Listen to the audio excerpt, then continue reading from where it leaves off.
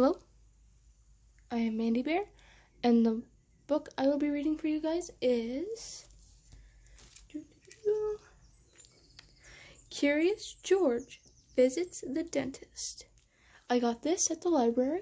The rest of the books you'll be seeing I have got from the library. I think the library is a really good tool. You get to borrow books, no charge, as long as you return them on time. So, and there's you can rent audiobooks and movies and all that. So, if you don't go to the library, I think you definitely should. It's really nice. I mean, there's all kinds of books and it's good for studying and whatnot. But anyway.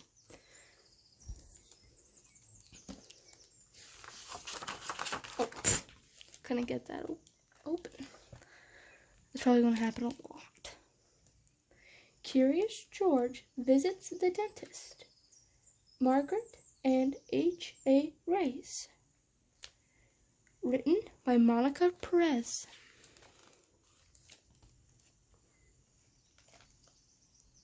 George was a good little monkey and always very curious. When he visited his neighbor, Miss Ross, he was especially curious about her gleaming basket of fruit. That bright red apple on top looked too perfect to be true. By their concerned expression, I'm assuming he's not allowed to eat that or it's fake. But we will see, won't we?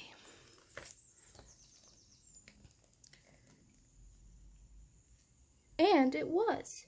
George bit into it and discovered that it was hard and sticky and not sweet. "Oh dear," said Miss Ross. "That's not a real apple, George. It's made of wax." So I've never had wax fruit, like a decoration. So I don't know if it's actually that hard or if George is being dramatic as a monkey is. I don't know. But because it's made out of hard wax. George's tooth began to hurt. "You should always ask before eating something, George," the man with the yellow hat reminded him. That's assuming he understands what you're saying to begin with.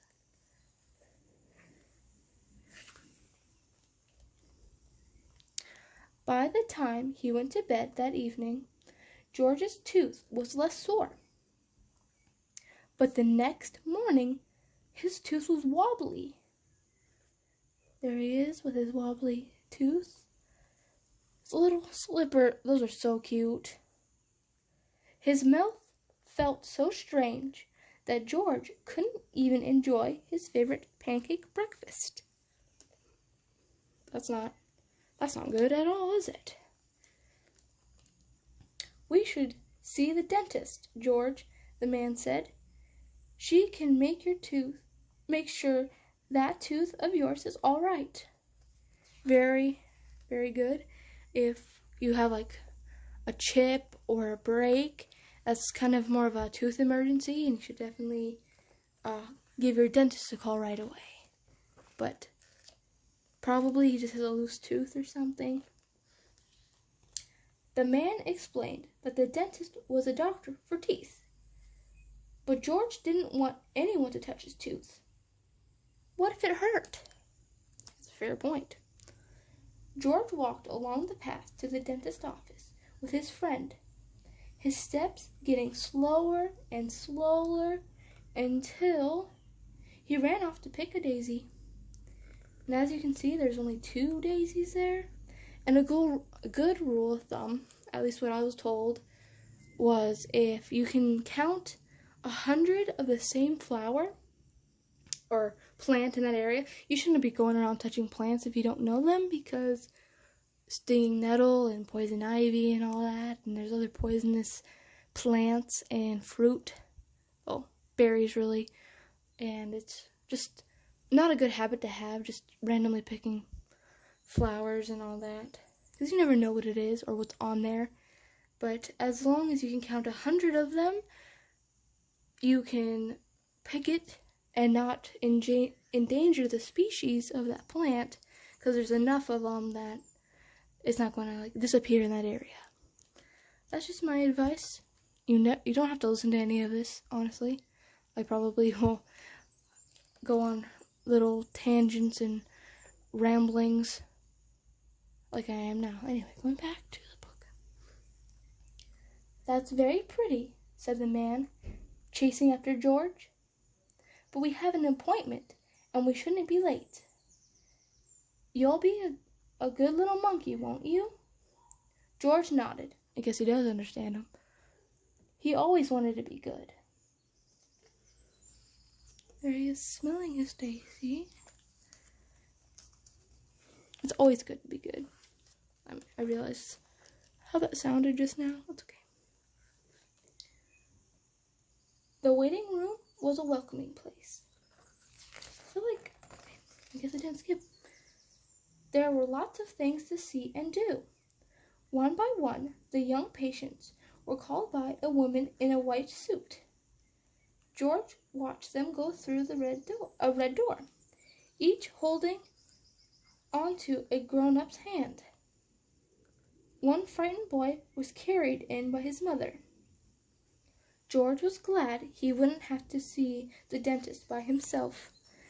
For appointments, it's always good to have somebody with you, a loved one or a friend, just so he can or she can write notes for you, because a lot of the time there's a lot of information usually and you won't remember it, so it's always good to have somebody with you so they can ask questions or even write down certain notes for you or give the doctor and nurses like the information that you might forget. "George, you're next," the woman announced. George was sad to put down his book, but he was also a little curious about where the children were going. Oh, I guess he was reading. Didn't quite look. "Brush your teeth," that sign says. That's a very large fish. I mean, I know it's just an illustration, but that's huge compared to that kid.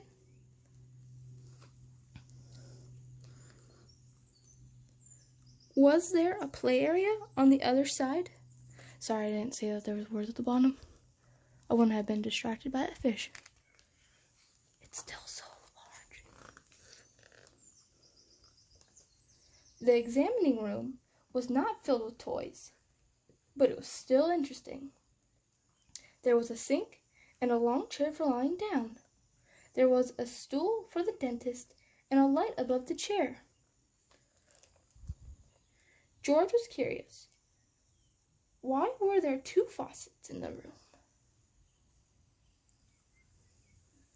He's getting scared, so he's holding onto the leg. He doesn't want to go. It can be quite intimidating. "Hello, George. I'm Dr. Wang. It's nice to meet you," she said. "Why don't you lie down and we'll have a look at your teeth?" George saw a row of silver dental exam tools on the counter. They were long, shiny, and pointy. He hid behind the man. Yeah, the tools can be quite barbaric looking and just can be really intimidating for especially little children and monkeys. I mean, little children are kind of monkeys, but not you guys are not monkeys. "George, would you like me to try out the chair first?" the man asked. "Great idea," said Dr. Wang. The man lay down. "Open your mouth wide," the dentist shined the big light down into the man's mouth. She looked out a small white instrument. She took out a small white instrument to take a closer look at each tooth. "This is a mouth mirror." George watched. It didn't look too scary. "Next, I'll count the teeth," Dr. Wang told George. She picked up one of those sharp, pointy tools. "This is an explorer. 1, 2, 3, 4, so on." Then the man exclaimed, "Ow!" "Uh-oh," the dentist said. George ran away. He got frightened by the man having pain. That scared him and he ran away.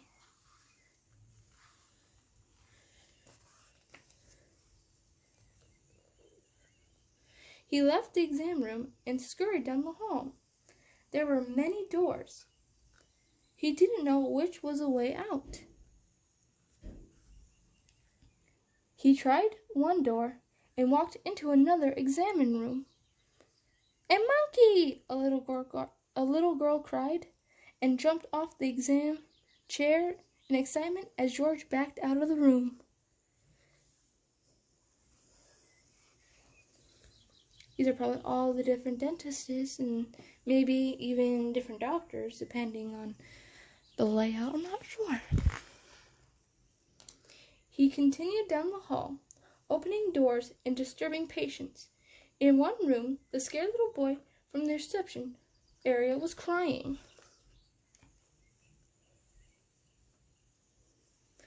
George had an idea. He jumped onto a table and began juggling packs of dental floss. The little boy stopped crying and smiled.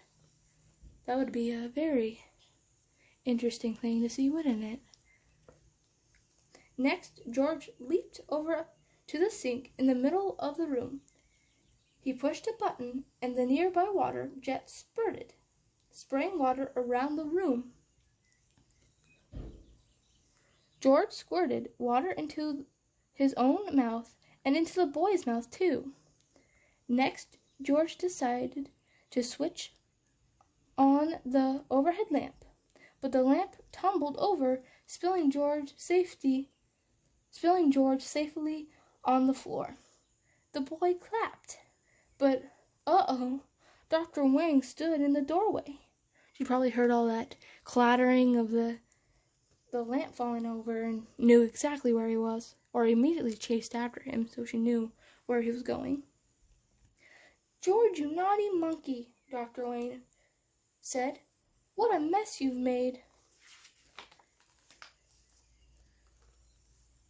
This monkey was the only one who could get Tyler to stop crying, the boy's mother said. Dr. Wang considered. She said, "It does look like we have some eager young patients, and if it weren't for you, George, I wouldn't have found the cavity in your friend's mouth." "Turns out I needed to have a filling," the man with the yellow hat said. "Come on, George, let's both get our teeth checked." Cavities, if they're not treated right away, can cause a lot of problems and get worse, and that's never a good thing. As soon as Dr. Wang looked into George's mouth, she laughed. "Why, George, all you have is a loose tooth. A loose tooth sounded worrisome to George. "It's going to fall out soon. There's a new permanent tooth right behind it. Looks like you've been doing a good job brushing your teeth." Oop. George jumped out of his chair. He did. He brushed every night and morning. Keep brushing and don't eat too many sweets, or brush your teeth after you eat the sweets. You can never have enough sweets. Sweets are delicious. The dentist reminded him, "You want your teeth to be in good shape for the tooth fairy."